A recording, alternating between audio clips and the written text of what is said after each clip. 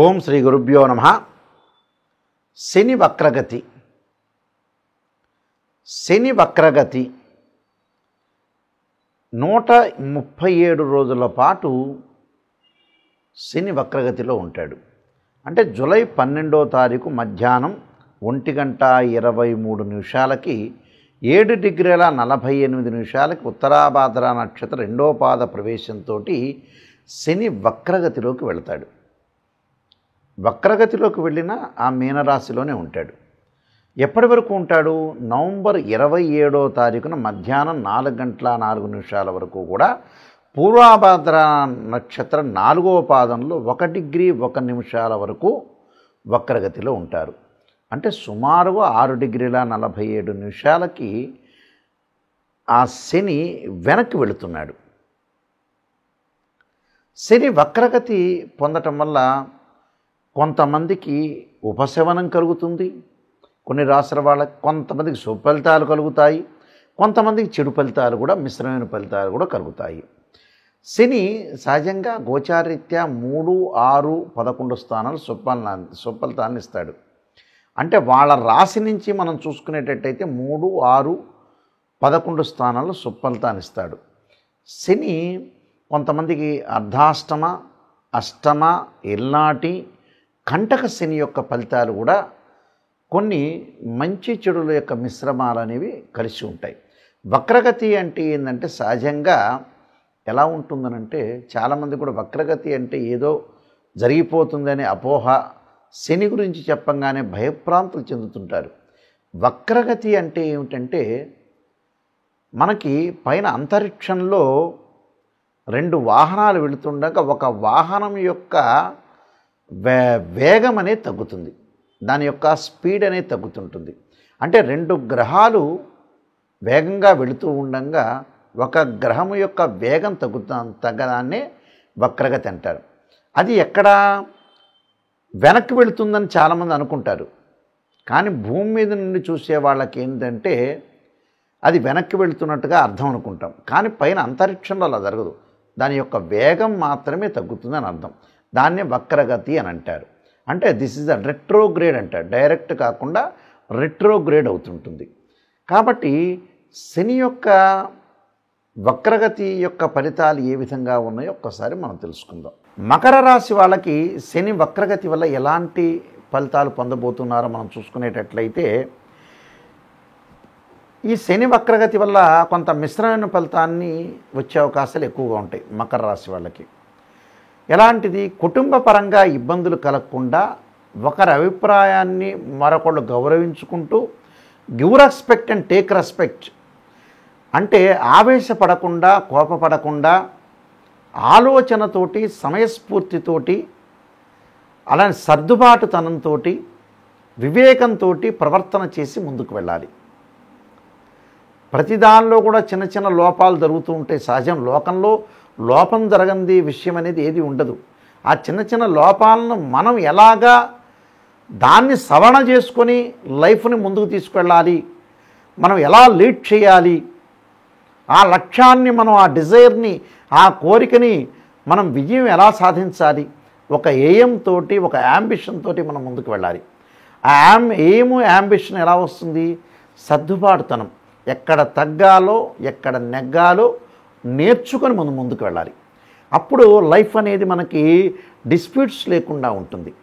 బంధుమిత్రులతో సమానంగా సహనంతో ఉండాలి. అలానే దూర ప్రాంతాలకు ప్రయాణం చేసేటప్పుడు అతివేగం అనేది పనికిరాదు. అకారణ విరోధాలు అనేవి మనం పెట్టుకోకూడదు. కొన్ని ఆశాభంగం కలిగే అవకాశాలు ఎక్కువ ఉంటాయి. పనిలేని వాళ్ళతోటి పనిలేని మాటలు మాట్లాడకూడదు. అంటే పనిలేని వాళ్ళు కొంతమంది చాలామంది ఉంటారు, అనవసరం డిస్టర్బెన్స్ చేసుకుంటుంటారు. అలాంటి వాళ్ళతో మాటలు లేకుండా చూసుకోవాలి. కొన్ని చికాకులు ఉంటాయి. ఆరోగ్యపరంగా కూడా కొంత శ్రద్ధ పెట్టాలి. అంటే గైన్కి సంబంధించిన విషయాలు, అబ్డోమెన్కి సంబంధించిన విషయాల్లో కానీ, స్కిన్ ఎలర్జీ సంబంధించిన విషయాల్లో కానీ, అలానే కుటుంబంలో ఫ్యామిలీ పరంగా అన్నదమ్ములు అనుకోవచ్చు, వైఫ్ అండ్ హస్బెండ్ రిలేషన్ అనుకోవచ్చు, పిల్లలతో అనుకోవచ్చు. కొద్దిగా మనకి మెరుగైన ఫలితాలు రావాలంటే ఏంటంటే ఆవేశం అనేది అణుచుకోవాలి, కోపం అనేది తగ్గించుకోవాలి. మన లైఫ్లో లోపం లేకుండా చేసుకోవాలంటే ఏంటంటే కొన్ని మనసులో అదుపు చేసుకోవాలి. అదుపు చేసుకొని మాట్లాడే విధానాన్ని నేర్చుకోవాలి. అప్పుడు మనకు అనుకూలంగా ఉంటుంది. అలానే పనులలో కొన్ని ఆలస్యం జరుగుతుంటే, అంటే వివాహ ప్రయత్నాల్లో కొంత ఆలస్యం జరగటం, వృత్తి ఉద్యోగాల్లో కొంత ప్రమోషన్లు రాకపోవటం, ఏదో ఒక పని చేయాలనుకుంటున్నారు ఆ పనిలో కూడా కొంత ఆలస్యం జరగటం, ఏదో మనకి ఎంత ఆలస్యం అవుతుంది, ఏం ఆలస్యం అవుతుందని కొద్దిగా ఆలోచనలలో కూడా కొంత తేడా రావటం, ఏకాభిప్రాయం లేకపోవటం, వస్తువులు కొన్నవి ఏదైతే ఉంటాయో పొరపాటున కొని ఈ వస్తువులు అనవసరంగా కొన్నామని మళ్ళీ మానసికంగా బాధపడటం, అంటే మానసికంగా ఆందోళన చెందటం, అంటే డిఫరెన్స్ ఆఫ్ ఒపీనియన్స్ లేకుండా మ్యూచువల్ అండర్స్టాండింగ్ ఒకటి, బాండింగ్ ఒకటి చాలా మోస్ట్ ఇంపార్టెంట్ ఇన్ లైఫ్. అంటే ప్రతిదీ కూడా మనం క్యాలిక్యులేషన్ చేసుకుని జీవితాన్ని లైఫ్ ముందుకెళ్ళాలి. అంటే ఎంతవరకు గుర్తింపు లభిస్తుంది, ఎంతవరకు మనం చేయగలుగుతాం అనేది కూడా చాలా ఇంపార్టెంట్ ఇక్కడ. అంటే ఎంత నీతి నిజాయితీగా మనం ఉండగలుగుతాం, ఎంతవరకు మనం దాన్ని సాధించగలుగుతాం, ఎంత ఎబిలిటీ ఉంటుంది మనకి అనేది చూసుకోవాలి. చూసుకొని మనం ముందుకు వెళితే జీవితంలో లైఫ్ అనేది మనకు టర్న్ తిరిగే అవకాశం ఉంటుంది. సక్సెస్ అనేది ఖచ్చితంగా ఉంటుంది. మరింత సక్సెస్ కావాలంటే నేను చెప్తున్నాను కొన్ని పరిహారాలు, ఆ పరిహారాలు పాటించి ముందుకు వెళ్ళండి. లైఫ్లో మీరు సక్సెస్ అయ్యే అవకాశం ఖచ్చితంగా ఉంటుంది. భయభ్రాంతులు చెందాల్సిన పనేమీ లేదు.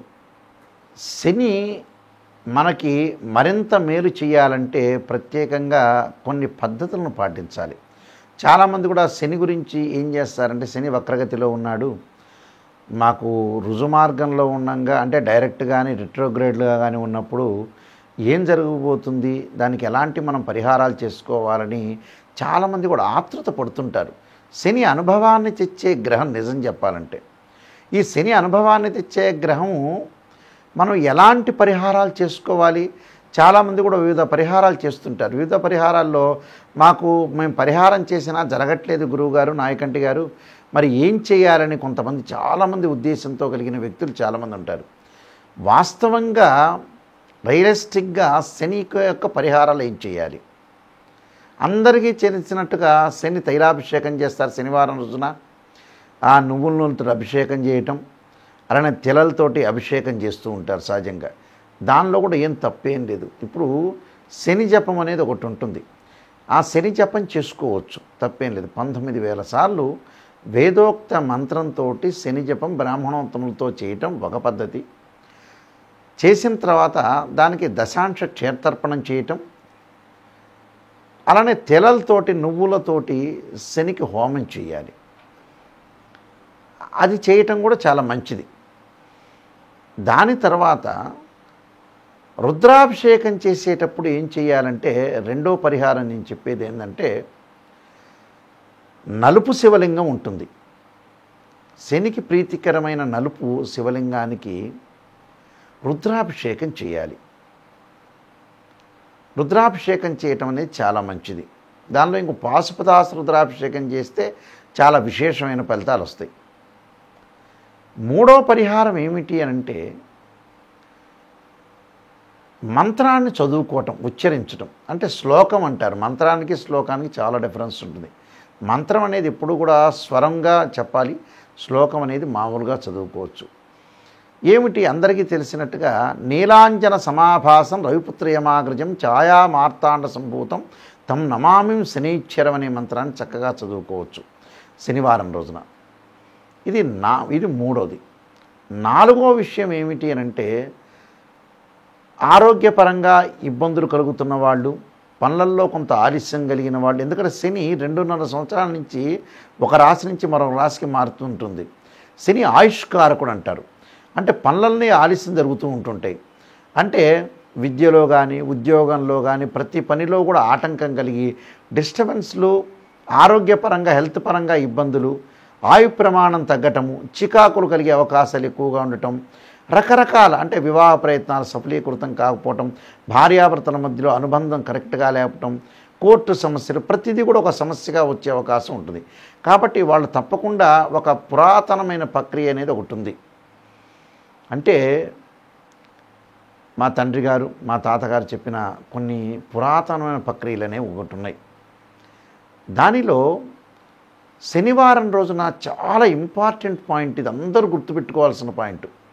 శనివారం రోజున తలస్నానం చేయాలి ప్రాతకాలంలోనే. శని హోర అని ఉంటుంది. ఆ శని హోరలో ప్రాతకాలం తలస్నానం చేసి ఒంటి మీద కానీ తల మీద కానీ షాంపూ కానీ సబ్బు కానీ ఎలాంటిది వాడకుండా చక్కగా స్నానం చేసి ఓం నమః శివాయ ఓం నమః శివాయ అనుకుంటూ స్నానం చేసి వారి చేతిలో వారి ఇంట్లో బియ్యం ఉంటాయి, బియ్యాన్ని దంచితే నూకలు అవుతాయి. ఆ నూకలు, పంచదార, నల్ల నువ్వులు 3 కూడా ఒక చెంచా తీసుకొని మనం ఒక పొట్లంలాగా కట్టుకొని లేదా ఒక కవర్లో వేసుకొని ప్యాక్ చేసుకొని ఆంజనేయ స్వామి దేవాలయం కానీ మీ దగ్గరలో శివాలయం కానీ వెళ్ళాలి. ఆంజనేయ స్వామి దేవాలయమైనా శివాలయమైనా ఎన్ని ప్రదక్షిణాలు చేయాలి అంటే 9 ప్రదక్షిణాలు చేయాలి. ఓం నమః శివాయ ఓం నమః శివాయ అనుకుంటూ 9 ప్రదక్షిణాలు చేసిన తర్వాత ఆ నూకలు అంటే బియ్యాన్ని దంచిన నూకలు, పంచదార, చక్కెర అంటారు, అలా నల్ల నువ్వులు ఒకచోట ఆ గుడిలో దేవాలయంలో వెయ్యాలి. ఒక మూలకి, ఆ మూలకి ఎక్కడ చీమలు నల్ల చీమలు ఉన్న చోట వేస్తే చాలా శ్రేష్టం. నల్ల చీమలు ఉన్న చోట వేయటం వల్ల ఆ నల్ల చీమలు తినటం వల్ల మనకు శని యొక్క దోషం అనేది పోతుంది. ప్రదక్షిణ చేసేటప్పుడు కూడా ఓం నమః శివాయ పంచాక్షర్ చేయాలి.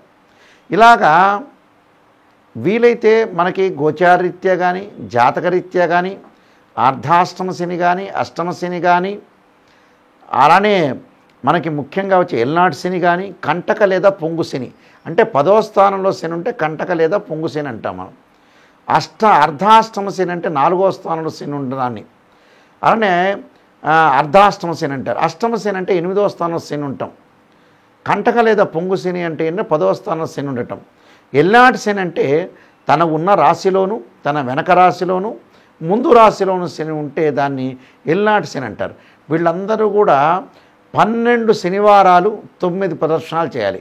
12 × 9 108 సార్లు ప్రదక్షిణాలు చేసి ఇలాగ నేను చెప్పినట్టుగా విధానంగా నూకలు, పంచదార, నల్ల నువ్వులు చీమలకు పెట్టడం వల్ల శని యొక్క దోషం అనేది ఖచ్చితంగా పరిహారం అవుతుంది. ఇవన్నీ కూడా మీరు తప్పకుండా చేయండి. వీలైతే నల్లని ద్రాక్ష, నల్లని నువ్వులు, నల్లని వస్త్రము, నల్లని గొడుగు కూడా శనివారం రోజు దానం చేయటం వల్ల కూడా మంచి సుఫలితాలు జరిగే అవకాశం ఖచ్చితంగా ఉంటుంది. మీకు అందరికీ కూడా మంచి జరగాలని ఆశిస్తూ సర్వే జనా సుఖినో భవంతు.